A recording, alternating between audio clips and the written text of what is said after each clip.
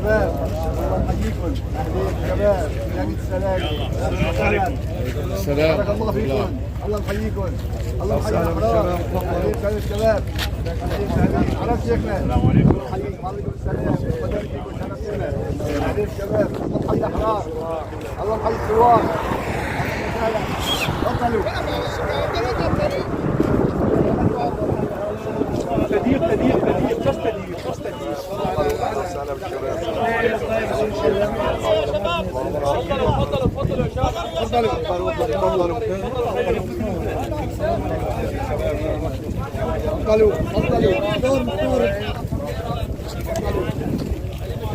الله اكبر.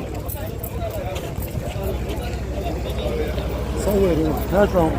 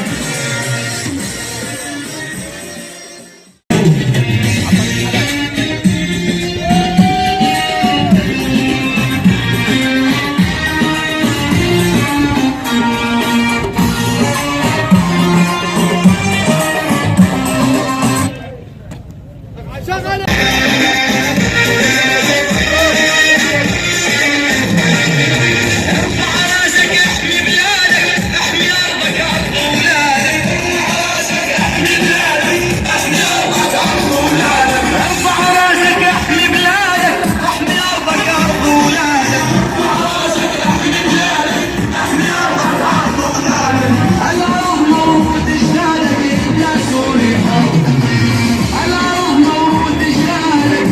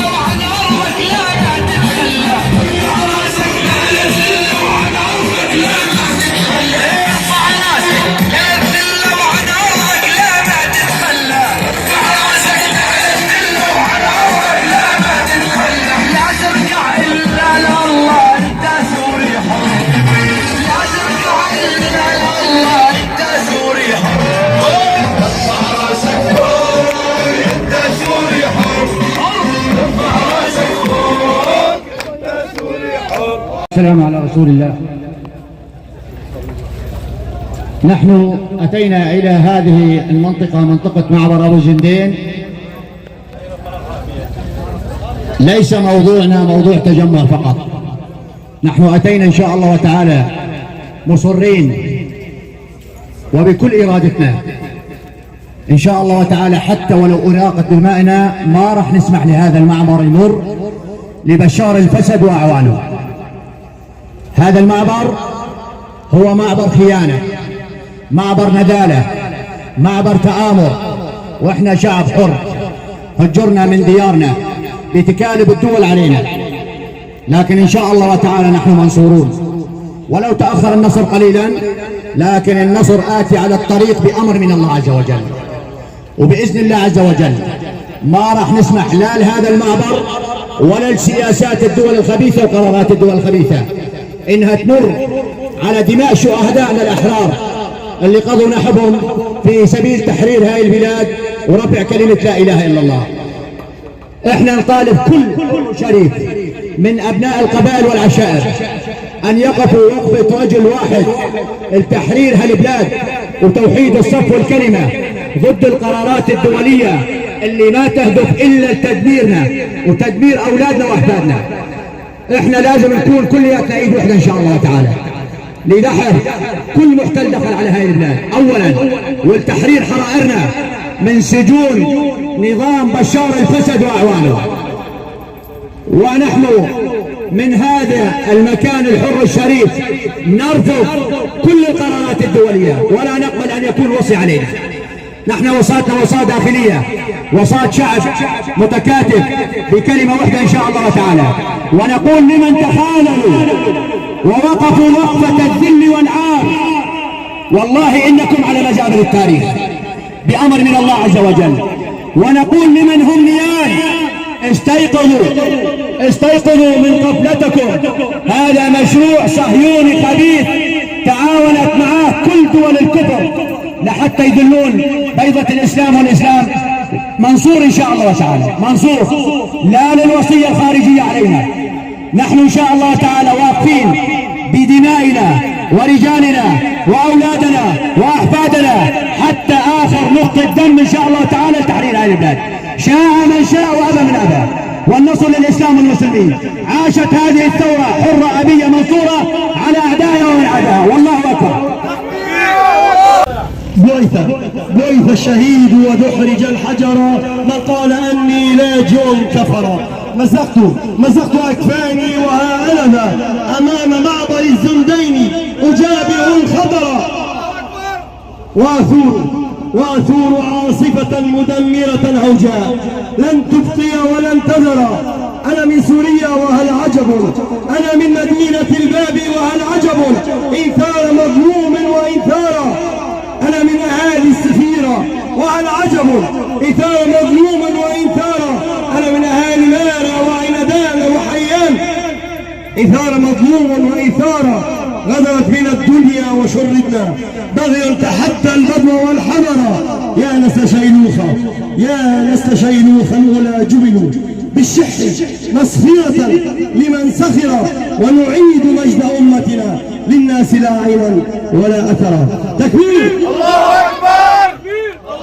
بالبلد ناس قبل 10 شهداء ولا 20.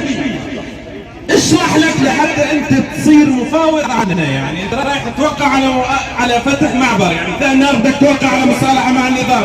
يا اخي مين وكلك علينا لتصالح بدلنا؟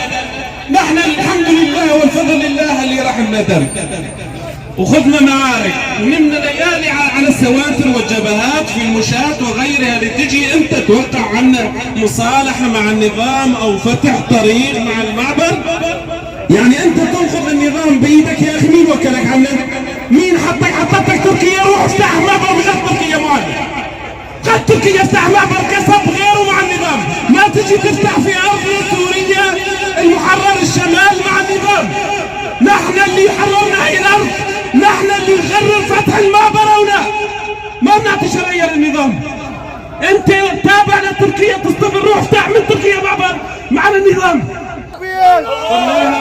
في الجامعة يا أخوان، في جامعة حلب يشهد الله أيام النظام واقف على إجريه، على محرابها حطمت شعري. طبعا الحرية والثورة، الحرية بالمفهوم الديني والثورة بالمعنى الحقيقي. على محرابها حطمت شعري وخلي رضاها، وقد كنت المتيم ولست أدري، ظننت بأني جلد صبور لكني فقدت عنان صبري، تبعت العشق حتى بت عبدا فصرخ القلب في أحشاء صدري، قربوا مربط المشهر مني من هام بعشق إيمان غيري، كأن طبعا الإيمان بالغضية، كأن عيونها الحوراء قيد تكبلني فلا أدري لأسري، أثقب العين، ما هو دكتور عيون، أثقب العين إذا بخمزوية يا أخوتنا اللي بيشتغل عامل أو نحن إن شاء الله عمال، إذا بخمزوية وطالعنا عينه، أثقب العين طالعنا عين بشار، يشفي لي غليلي أم الترحال من مصر لمصر، إذا تهجرنا من مكان لمكان في عنا مشكلة؟ لا أبدا. أم الترحال من مصر لمصر، سأخبر ما مضى من عهد ذل، وأسهر بالعزيمة صلب قهري، وأجتاح المهانة من طريقي، وأسعى للعلا إن طال دهري. بس للقوات أو اللي باركين على الكراسي، العلا عند رب العالمين، النيل الشهادة. الحمد لله الذي شرفنا بالجهاد في أرض الشام، لم نذهب إلى أفغانستان وغيرها مع احترامي لكل الدول، ولكن الذي يجاهد في أرضه في مكان يعرفه شبرا شبرا ويتسلل ويقتحم، ليس غير لنا قريب عليه غير بلد. الله شرفنا في الجهاد في أرضنا. أثقب العين يشفي لي غليلي، أم الترحال من مصر لمصر، سأخبر ما مضى من عهد ذل، وأسهر بالعزيمة صلب غهري، وأجتاح المهانة من طريقي، وأسعى للعلا. قلنا لقواد العلا عند رب العالمين نيل مرحلة الشهادة وليس الكراسي، وأسعى للعلا إن طال دهري. وصيتي لكم يا إخوتي أن تكتبوا على جدار قبري، سليمان عاشق إيمان، الإيمان بالقضية إن كنت تدري أو لا تدري. مشكورين لكم.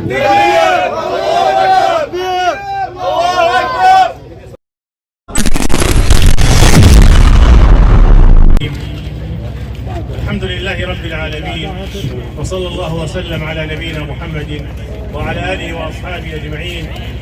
قال تعالى: ومنهم من قضى نحبه ومنهم من ينتظر وما بدلوا تبديلا.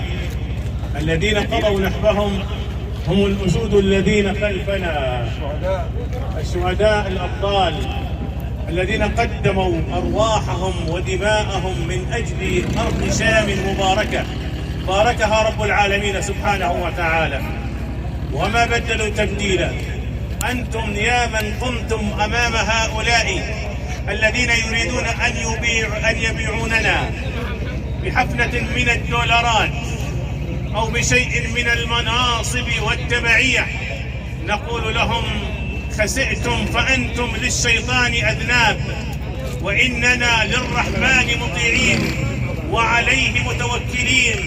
نحن الذين نسير على ما سار عليه الأوائل، خالد وعمر وسعد وسعيد وأبا عبيدة، إلى أن نصل إلى أحرار وثوار وشهداء ثورتنا المباركة. صورهم خلفنا تضيء لنا كالجبال الرواسي، ولا بد لنا على طريقهم نسير ولا نخاف في الله لومة لائم. أما أولئك الذين يريدون أن يبيعوا القضية، فالقضية لن تباع، والقضية تبقى مهابة، لأننا قضيتنا في شامنا أننا بقينا فيها. تحملنا الأذى والجوع والحرمان وترك الديار، ولا زلنا ونقول ونموت كالنخيل تموت وهي واقفة. نسأل الله أن يحفظكم وأن يبارك فيكم، ونوجه أيضا كلمة لجيشنا الوطني. الحسين سيد شباب أهل الجنة عندما كذب عليه أهل العراق وذهب إليهم، وجده على الطريق من الفرزدق، قال: كيف أهل العراق؟ قال: يا صدق رسول الله، القلوب معك والسيوف ضدك، ونحن نقول لأبنائنا المهجرين: أنتم مهجرون، وبالخيم أكثركم يسكنون، أما القادة فإلى تركيا وإلى المنتجعات والفنادق هناك نائمون، هناك الدولارات وهناك الفنادق 5 نجوم. أما أنتم فمثلنا حاجتكم كبيرة، فنقول لا نقول كما قال أهل العراق للحسين رضي الله عنه: قلوبهم معك، ونريد لكم ومنكم أن تكون سيوفكم تفتح المعارك للمعابر، فنادقكم تفتح المعارك للبنادق. نقول لهؤلاء الذين وضعوا الحواجز: جزاكم الله خير، اصحوا، فإن فأس الأعداء سوف تقع على رؤوسكم وتهشمها، فإننا علينا أن نفتح الجبهات بأسرع وقت لأن النظام متهالك، فإن فتحناها فوالله خط أول وبعدها انكسار. ما ينفعهم لا روسيا المنهارة، ولا ملالي إلى إيران السفهاء، ولا حسن نصر إبليس، ولا أي إنسان. فتوبوا إلى ربكم وعودوا إلى رشدكم وجهزوا بنادقكم من أجل أن تفتح المعابر لا المتاجر والسيارات إلى النظام. جزاكم الله خير وبارك الله فيكم. تكبير! تكبير! الله أكبر!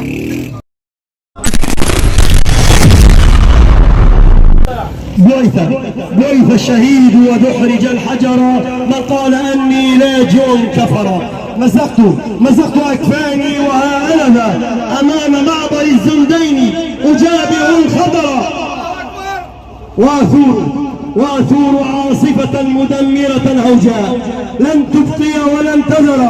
أنا من سوريا وهل عجب، أنا من مدينة الباب وهل عجب، إن ثار مظلوم وإن ثار. أنا من أهالي السفيرة وهل عجب، إن ثار مظلوم وإن ثار. أنا من أهالي مارا وعندان وحيان، إن ثار مظلوم وإن ثار. غدرت بنا الدنيا وشردنا، بغيا تحدى البدو والحضر. يا نسل شيلوخا ولا جبلوا بالشح مصفية لمن سخر، ونعيد مجد أمتنا للناس لا عينا ولا أثرا. تكبير! الله أكبر!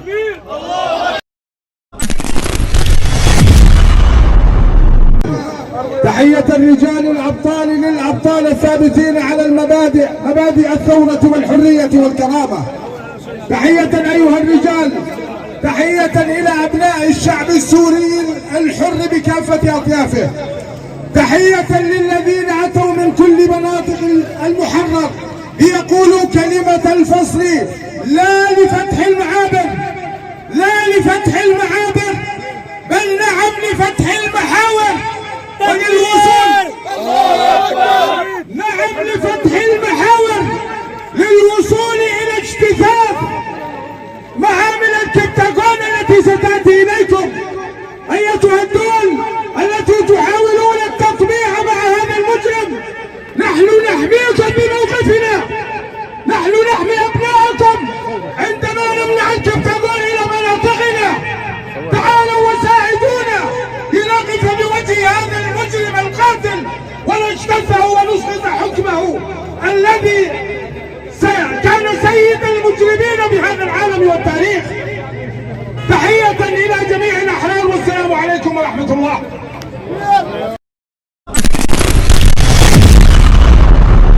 إلى الموكب العابر، سلاما على نبعة الصامدين. تعاصت على معول الكاسر، وليس على غصن رشيق يميل مع الهاصر. باسم اعتصام الأحرار هنا أمام معبر أبو الزندين، وباسم اعتصام الكرامة في ساحاته المتعددة في هذا المحرر، نقول لمن يسعون إلى فتح معبر أبو الزندين إن فتح هذا المعبر له تبعات سياسية سلبية جدا على الثورة، وهي خطوة أولى من خطوات التطبيع مع النظام الإرهابي الأسدي. إن كنتم لا تعلمون فإن هذه الجموع الثائرة وهؤلاء الأبطال الأشوز يعلمون تبعات فتح هذا المعبر، وأن ما تروجه الأجسام الملغاة، الأجسام الهزيلة، الأجسام التابعة التي تأتمر بأوامر الحكومة التركية. إن فتح المعبر هو جزء من سياسة الحكومة التركية، وهذه السياسة تتعارض مع الثورة ومبادئ الثورة، فلن يفتح المعبر ولن يكون هناك تطبيع مع النظام المجرم. إن كنتم لا ترون فتعالوا وانظروا إلى هذه الحشود، إلى هذه الجماهير التي تجشمت عناء السفر في هذا الحر، في هذا القيض اللاهب، حتى يقولوا كلمتهم. بالنسبة للأجسام الملغاة وبالنسبة لمروجي أن هذا المعبر سيكون له نتائج إيجابية على الاقتصاد في مدينة الباب الحبيبة، نقول هذا الكلام كذب، وهو عبارة عن بث فتنة في المحرر. والله لن ينالكم ولا فلس واحد. ستذهب إن فتح هذا المعبر ستذهب الأموال إلى جيوب اللصوص وجيوب المرتزقة وإلى بنك زراعات، لن ينالكم منها ولا فلس واحد. تسعى هذه الجهات التي تريد فتح المعبر، تسعى لبث فتنة في المحرر. نقول لكم هذه بعيدة عنكم. المحرر عصي على الفتنة. المحرر هو عرين للأسود وعرين للأبطال، ولن يكون هناك صراع بين الأسود والأبطال. السلام عليكم، وعاشت سوريا حرة.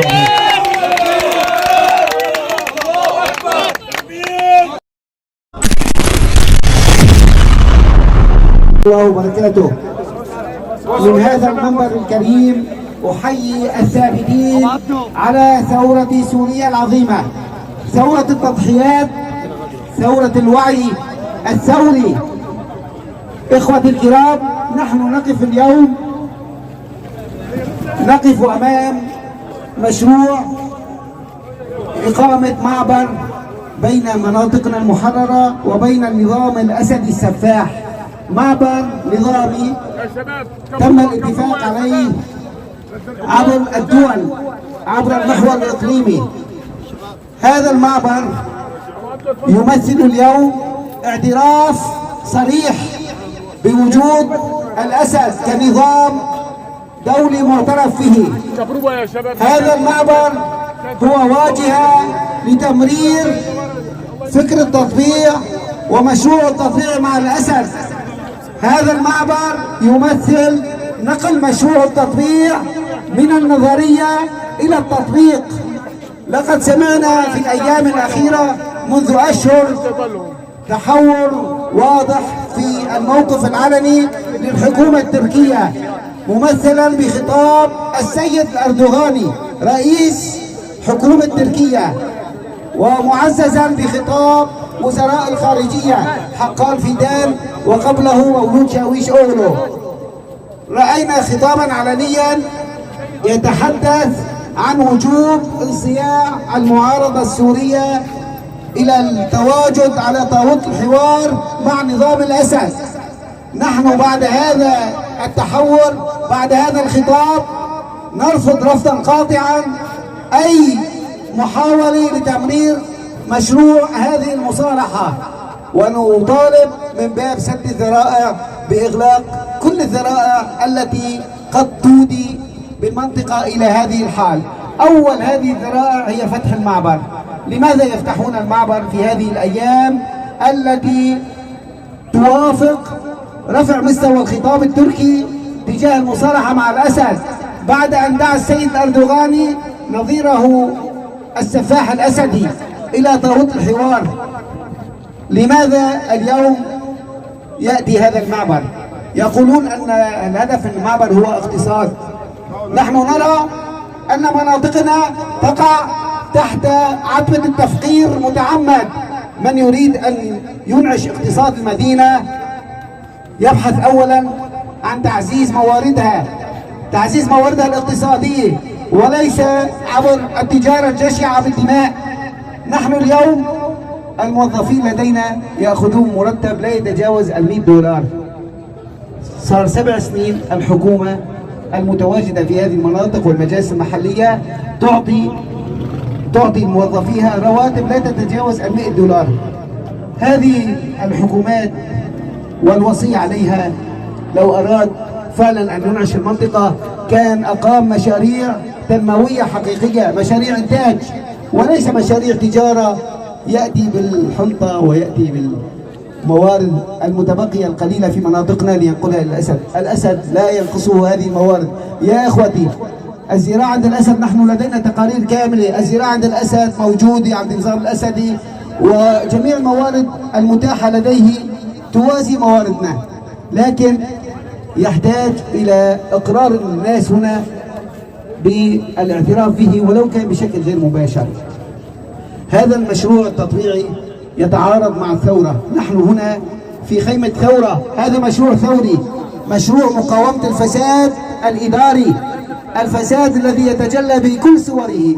أنتم لاحظتم كيف يتعامل المسؤولون هنا مع ملفات التعليم، مع ملفات الخدمات، التربية، ثم تلاحظون كيف يتعاملون مع الجيش الوطني. يعطون راتب موظف الجيش الوطني $40. لماذا؟ يأخذونه هنا وهناك. تعلمون كل شيء، تعلمون أين ذهب الجيش الوطني إلى مشارق الأرض ومغاربها، تعلمون كيف يقبض هذا الموظف $40 ويحمل بندقيته معه. نحن اليوم في حال حرجة جدا يا جماعة. الثورة تمر بأسوأ أيامها، لكن انبثق الأمل من جديد. مرة أخرى نحن أمام استحقاقات الثورة، نحن أمام رجال الثورة الأوائل، ليس الأوائل بالترتيب الزمني لكن الأوائل بالإحساس بأهمية القضية الثورية وجعلها أولوية. يا إخوتي، نحن اليوم نعلم أن معارضتنا لفتح المعبر هو معارضة لسياسة دولة ولتطبيقات حكومة محلية فاقدة القرار. أنت اليوم حين تقف لتقول لا للمعبر، أنت الآن تسقط هيبة القرار الذي أصدره حكومة وراء وصي.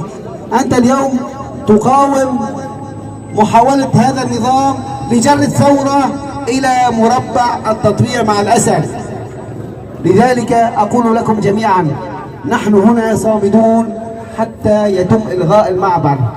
نحن نبحث عن فتح الطرق إلى دمشق، لكن كيف نفتح الطرق إلى دمشق؟ لا نحتاج معابر، نحتاج رجال محاربين، نحتاج أن نفتح هذه الطرق بدمائنا مرة أخرى.